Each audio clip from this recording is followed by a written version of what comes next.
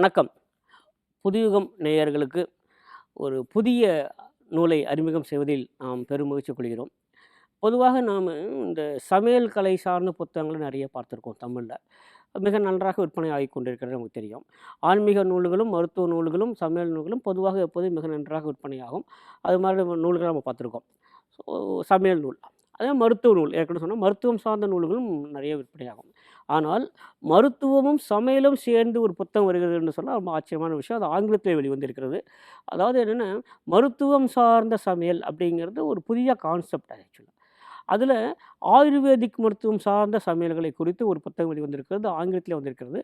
அது நேச்சுரலா அது எழுதினவங்க ஒரு ஒரு புகழ்பெற்ற ஒரு ஆயுர்வேத டாக்டர். அத பற்றி தான் இன்னைக்கு நம்ம பார்க்க போறோம். இந்த புத்தகத்தின் பெயர் ஆயுர்வேத பாச்சகா. நீங்க பார்த்தாலே தெரியும். இந்த புத்தகத்தினுடைய இந்த இந்த வடிவமைப்பே பார்த்தா தெரியும். இது ஏறத்தாழ ஒரு சயின்ஸ் புக் மாரி தான் பண்ணி வச்சாங்க. ஒரு அறிவியல் புத்தகம் மாரி பண்ணி வச்சிருக்காங்க. ஆயுர்வேதிக்கை அடிப்படையா ஆயுர்வேதத்தை அடிப்படையாக வைத்து ஆரோக்கியமான சமையல் செய்வதை பற்றி குடுத்துருக்காங்க. என்னென்ன சமையல்லாம் பண்ணலாம், எதெல்லாம் சாப்பிடலாம், எதெல்லாம் உடம்புக்கு நல்லது. அதுக்கு மாதிரி ஃபுல்லா குடுத்துருக்காங்க. இதில என்ன இந்த நூலோட ஒரு மிகப்பெரிய விஷயம் அப்டின்னா, இத எழுதக்கூடிய டாக்டர் பிரணவோத் கீதா. டாக்டர் பிரணவோத் கீதா, இல்ல உத்கீதா அப்படின்னு கூட சில பேர் அவங்கள கூப்பிடுவாங்க. இவங்களே வந்து ஒரு ஒரு ஒரு பெரிய ஒரு ஒரு ஒரு மவுண்டன் டாப் கிளினிக் அப்படின்னு வச்சு நடத்திட்டு இருக்காங்க. அதுக்கு டைரக்டராவும், கன்சல்டன்ட்டாவும் இருக்காங்க. ஒரு மிகச்சிறந்த ஒரு மருத்துவ சேவை மட்டும் இல்ல, ஒரு சமூக சேவையும் செய்து கொண்டு வருகிறார்கள். இவரும், இவருடைய கணவரும் 2 பேருமே ஆயுர்வேதிக் இருக்கிறதுனால, ஒரு மிகப்பெரிய அவர்களால் மருத்துவ சேவை செய்து வர முடிகிறது. இப்போ இவர்கள பற்றி இந்த புத்தகத்த பத்தி சொல்லும்போது என்ன சொல்றாங்க அப்படின்னா, ஆ "She has worked steadily and devotedly to this work over several years." அதாவது தன்னுடைய இந்த புத்தகத்துக்காக பல ஆண்டுகளாக அவர்கள் வந்து உழைத்திருக்கிறார்கள் அப்படிங்கிறது இந்த புத்தகத்த படிக்கும்போது தெரியுது. எந்த அளவுக்கு இது பண்ணா ஒரு கடினமான உழைப்பு இருக்கிறது அப்படிங்கிறது தெரியுது. அப்புறம் ah speaking of heart, this is the most special ingredient in Ayurvedic cooking as well as in any cooking அப்படின்னு இருக்காங்க. அதாவது ரொம்ப மனசார பண்ணணுமா. ஒரு ஒரு ஒரு ஒரு சமையல் பண்ணும்போது தன்னுடைய மனத்தை அதில ஈடுபடுத்தி மனம் லயித்து செய்யணும் அப்படிங்கிறத குறிப்பிடுறாங்க. அது அது என்ன சொல்றாங்க, ஆயுர்வேதிக் குக்கிங் ஆயுர்வேதிக் சமையல் ரொம்ப முக்கியம். அப்படி சொல்லி கூடவே சொன்னாங்க, நம்ம என்ன சமையல் செய்தாலுமே அப்படி தான் இருக்கணும். மனம் லயிச்சு பண்ணணும். அப்பதான் அது நல்லது. அப்பதான் நல்லாயிருக்கும் அப்படின்னு சொல்றாங்க. Without gratitude for nature which helps us to produce the foods and the care that goes into meal preparation, the taste, nourishment and the healing effect of the food would not be achieved அப்படி சொல்றாரு. அதாவது நம்ம முதல்ல இயற்கைக்கு நம்ம நன்றி சொல்லணும். இயற்கை தான் நமக்கு இத்தனையும் குடுத்துருக்கு. நம்ம உணவு பதார்த்தங்கள் அத்தனையுமே காய்கறிகள் ஆகட்டும், அல்லது உணவுப் பொருட்கள் ஆகட்டும், எல்லாத்தையும் கொடுத்து தரக்கூடிய அந்த இயற்கை, அதற்கு நன்றி சொல்லாமல், அதுக்கு நன்றி பாராட்டாமல் செய்யக்கூடிய எந்த ஒரு உணவுமே நமக்கு பயன் விளைவிக்காது. கொஞ்சம் தத்துவார்த்த ரீதியா சொல்லியிருக்காங்க. வேற ஒண்ணுமே இல்ல. ஆனா நல்லா படிக்கும்போது ரொம்ப முக்கியமானதா தோணுது அதெல்லாம். Food in Ayurveda is a kind of sacred medicine in that it can counter imbalances அப்படின்னு குடுத்துருக்காங்க. முக்கியமான சென்டென்ஸா இத நான் பார்க்குறேன். Food in Ayurveda is a kind of sacred medicine அப்படி சொல்றாங்க. ஒரு புனிதமான ஒரு மருந்து அப்படின்றாங்க. ஆயுர்வேதத்தை பொறுத்தவரையில உணவு என்பது ஒரு மிக புனிதமான மருந்து அப்படிங்கிறாங்க. Food in Ayurveda is a kind of sacred medicine. இத தான் இது ஃபுல்லாவே நிரூபிக்கிறாங்க. இது ஃபுல்லா எஸ்டாப்ளிஷ் பண்ண ட்ரை பண்றது அதுதான். உணவு எந்த அளவுக்கு முக்கியமானது, எந்த அளவுக்கு புனிதமானது, அது மூலம் நம்ம என்னெல்லாம் பண்ணலாம் அப்படின்னு சொல்லியிருக்காங்க. Ayurveda Pachakas is a unique compilation of doctor Pranavod கீதாஸ் ஓன் ரெசிபீஸ். இது எல்லாமே வந்து அவர் சொந்தமாக தயாரிச்சது. அவர் சொந்த செய்முறைகள். டாக்டர் பிரணவோத் கீதாவோட சொந்த செய்முறைகள் இதுல இருக்கக்கூடியது எல்லாமே developed out of her own knowledge, tradition and creativity. அவரோட சொந்த அந்த ஞானத்தை வைத்துக்கொண்டு, அப்புறம் பாரம்பரியமாக வரக்கூடிய அந்த பழக்கவழக்கங்களை வைத்துக்கொண்டு உருவாக்கப்பட்டது அப்படின்னு சொல்லியிருக்காங்க. இந்த இன்ட்ரோடக்ஷனில் வரும்போதே நீங்கள் பார்த்தீங்கன்னாக்க, நான் இதில் ஏற்கனவே இது முதல்ல இந்த சாப்டர்ஸ் எல்லாம் கூட பார்த்துருவோம். சாப்டர்ஸ் நீங்கள் பார்த்தீங்கன்னாக்க ரொம்ப நல்ல நல்ல சாப்டர்ஸ்லாம் இருக்குது. அந்த தலைப்பு படிக்கும்போதே நமக்கு புரிஞ்சிடும். சரிங்களா? மொத்தம் இது சுமார் 300 பக்கங்களுக்கு நீளுகிறது. இதில் என்னெல்லாம் இருக்குன்னா, சாப்டர் 1ல தி கான்செப்ட்ஸ் ஆஃப் ஆயுர்வேதா அப்படின்னு குடுக்குறாங்க. நான் ஏற்கனவே சொல்லிட்டேன், இது வந்து ஒரு ஆங்கில புத்தகம் தான். சரிங்களா? அடிப்படையில ஆயுர்வேத அடிப்படையில சமையல் செய்வது எப்படி? ஆரோக்கியமாக வாழ்வது எப்படி? அப்படிங்கிறது தான். அதில ரொம்ப தெளிவா நிறைய டேபிள்ஸ்லாம் போட்டிருக்காங்க. அட்டவணைகள்லாம் போட்டிருக்காங்க.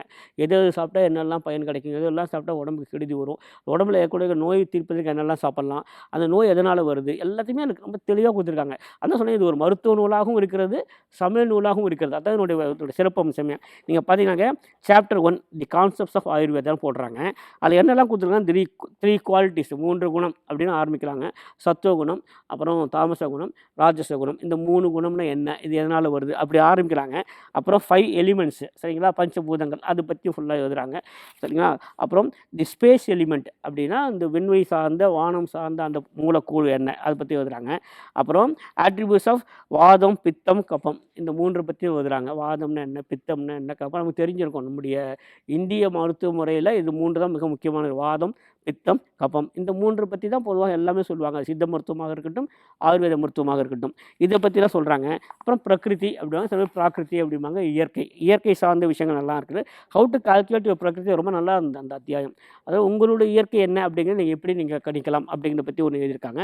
அதே ஒரு 4-5 பக்கங்களுக்கு எழுதியிருக்காங்க. அப்புறம் விக்ருதி பற்றி எழுதியிருக்காங்க.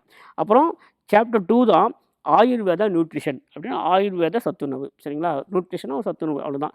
அது தொடர்ந்து எல்லாம் இருக்காங்க. ஒவ்வொரு டிஷ்ஷும் என்னென்ன இருக்குது, ஒவ்வொரு பதார்த்தமும் அல்லது ஒவ்வொரு காய்கறியும் அல்லது ஒவ்வொரு சமையல் பண்டமும் அதில் இருக்கக்கூடிய சிறப்பு பற்றிலாம் எழுதுறாங்க. The guna qualities and relation to doshas ரொம்ப தோஷங்கள் இருக்குது இல்லைங்களா, அதை பற்றி இருக்காங்க. ஸோ தோஷம்னு நமக்கு தெரியும் எதெல்லாம் வந்து குறைபாடுகள் இல்லையா, அதுதான் தோஷம் அப்படிங்கிறது. இல்லை பல சம்ஸ்கிருத சொற்கள் கலந்து வரும். ஆயுர்வேதிக்கில் பொதுவாக அது இருக்கும் இல்லையா, அது வடமொழி சொல் கலந்து இருக்கும். அதை அப்படியே பயன்படுத்தியிருக்காங்க. என்னென்ன தோஷங்கள் இருக்குது, அதுக்கு என்ன பரிகாரங்கள் அப்படின்னு சொல்லிட்டு. அப்புறம் ஆகாரம் அப்படின்னா தி ஃபுட் சரிங்களா. பழைய காலத்தில் நீராகாரம்னு சொல்லுவாங்கள்ல, தண்ணீர் உணவாக பயன்படுத்தா அது நீராகாரம். அப்போ ஆகாரம் அதை பற்றி இருக்காங்க. அக்னி அதுவும் வந்து அது எந்த அளவுக்கு முக்கியமானது அப்படி இருக்காங்க. இதெல்லாமே நீங்கள் பார்த்தீங்கன்னாக்க திரும்ப சொல்கிறோம், இது வெறும் மருத்துவ நூல் அல்ல, இது சமையல் நூல் தான்.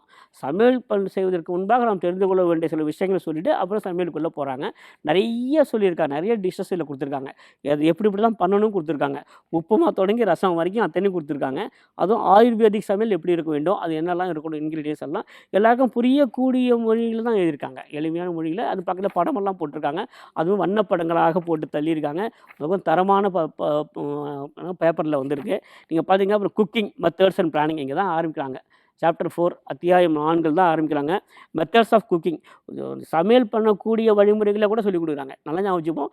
என்னென்ன சமையல்ங்கிறது மட்டுமே இல்லை, சமையல் குறிப்பு மட்டுமே இல்லை, அதோட மெத்தட் ஆஃப் குக்கிங். அதுக்கப்புறம் முக்கியமானது குக்கிங் வெசல்ஸ்னால் பாத்திரங்கள். ஸோ சமையல் பண்ணுவதற்கு எது மாதிரியான பாத்திரங்களை நாம் பயன்படுத்த வேண்டும் அதை பற்றிலாம் கொடுத்துருக்காங்க. அப்புறம் some utensils used in Indian cooking இந்திய சமையலுக்கு பயன்படுகிற சில பாத்திரங்கள் அப்படி சொல்லி கொடுத்துருக்காங்க. இதெல்லாம் ரொம்ப புதுமையாக இருந்தது படிக்கும்போது, ஆனால் மிகவும் நல்ல பயனுள்ளதாக இருந்தது. அப்புறம் வந்து food and proportion suitable for prakriti, அதுவும் ஒவ்வொருடைய உடல்நிலைக்கு உடலுடைய ஆரோக்கியத்துக்கு ஏற்ற மாதிரியான உணவு எப்படி இருக்கணும், எந்த விகிதத்தில் இருக்கணும், ப்ரொபோர்ஷன் எந்த விகிதத்தில் இருக்கணும் அதெல்லாம் சொல்லியிருக்காங்க. அப்புறம் ரெசிபிஸ் அக்கார்டிங் டு தோஷிக் ஆக்ஷன். ஒருத்தர் தோஷம்னா வேறு ஒன்றுமே இல்லை, உடலுக்கு ஒரு குறைபாடு தான் சரிங்களா, அதான் ஆரோக்கியத்தில் இருக்க குறைபாடு.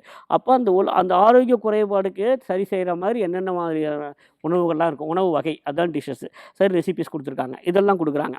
யோசித்து பார்த்தீங்கன்னாக்க இப்படிலாம் யார் ஒரு புத்தகமாக தர முடியும் அப்படிங்கிறது ரொம்ப ஆச்சரியமாக அந்த வியப்பாக இருந்தது. அப்புறம் சாப்டர் 5 ரெசிபிஸ் அக்கார்டிங் டு தோஷாஸ் அப்படின்னு போட்டிருக்காங்க. இதுதான் ரொம்ப நல்ல அத்தியாயம் தோணுது. ஒவ்வொருத்தருக்கும் உடல் நலத்தில் என்ன ஒரு குறைபாடு இருக்கோ அந்த குறைபாடு கழுவுவதற்கு எது மாதிரியான பண்ணலாம் அப்படிங்கிற 3ஆக பிரிச்சிருக்காங்க. பிரேக்ஃபாஸ்ட் ரெசிபிஸும் கொடுத்துருக்காங்க. காலை சிற்றுண்டி இல்லை காலை உணவுக்கான உணவு வகைகள் என்னெல்லாம் இருக்க முடியும், அப்புறம் லஞ்சுக்கு மதிய உணவுக்கு என்னெல்லாம் பண்ண முடியும், அப்புறம் இரவுக்கு என்னெல்லாம் பண்ண முடியும், அப்புறம் என்ன காய்களை சேர்த்துக்கலாம், அப்புறம் சுண்டல் வகைகள் என்னெல்லாம் இருக்குது ஆட்டோ கொடுத்துட்டு போகிறாங்க. அப்போ நீங்கள் பார்த்தீங்கன்னா அதான் சொன்னேன், ஏறக்குறைய 300 பக்கங்களுக்கு நீளுகின்றன. நிறைய நெய் சேர்த்துக்கலாமா, எவ்வளோ சேர்த்துக்கலாம், எண்ணெய் எவ்வளோ சேர்த்துக்கலாம், என்னென்ன காய்கள் சேர்த்துக்கலாம், எந்த வடிவில் சேர்த்துக்கலாம், எந்த அளவுக்கு வேக வைக்கலாம், எந்த அளவுக்கு பொரிக்க வைக்கலாம், எல்லாத்தையும் சேர்த்து ஒரு ஆயுர்வேத அடிப்படையில் ஒரு மருத்துவ நூலாகவும் சமய நூலாகவும் கலந்து வந்திருக்கக்கூடிய ஒரு மிகச்சிறந்த புத்தகம் ஆயுர்வேத பாச்சகா டாக்டர் பிரணவோத் கீதா எழுதியது. மீண்டும் சந்திப்போம். நன்றி.